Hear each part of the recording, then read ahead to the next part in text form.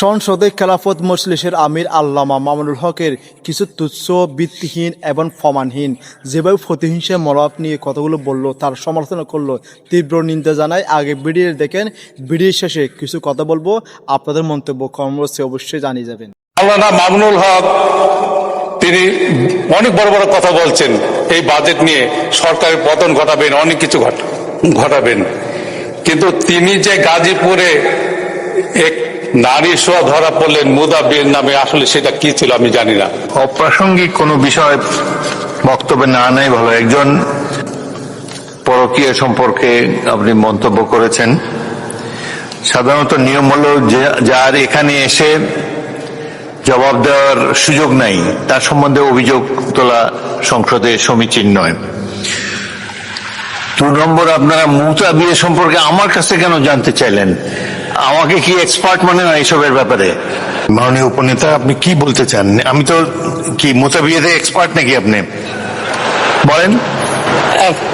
মুতা বিয়েতে আমি এক্সপার্ট না, তবে কনসেপ্টের ব্যাপারে আমি জানি। প্রথম কথা হচ্ছে, মাননীয় স্পিকার, আপনি খুব রাইটলি বলেছেন, যিনি এখানে উপস্থিত নাই তার ব্যাপারে এ ধরনের আলোচনা তো এখানে হওয়ার সমীচীন না। আমি আশা করি মামুনুল হক সাহেবের ব্যাপারে যে তথ্য দিয়েছে এটা একেবারেই ভুল তথ্য। উনি কোনো মুতা বিবাহ করেন নাই, গাজীপুরে কোনো জায়গায় এরকম কোনো ঘটনা ঘটে নাই। যেটা হ্যারাস করা হয়েছিল নারায়ণগঞ্জে, ওনাকে উনি বিয়ে করেছিলেন এবং এটা এখন এস্টাবলিশ আছে।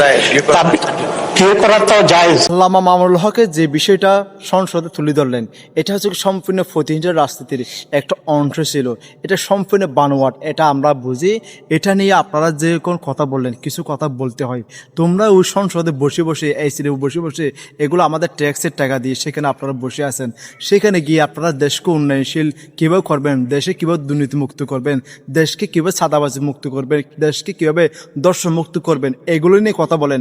পারেন না ভালো কিছু, ও পারেন না সবসময় সমালোচনা করতে। তো আসলে এইসব বিষয় দিয়ে আপনারা কোনোদিন দেশপ্রেমিক রাজনীতি ব্যক্তি বলে কোনোদিন প্রমাণ করতে পারবেন না।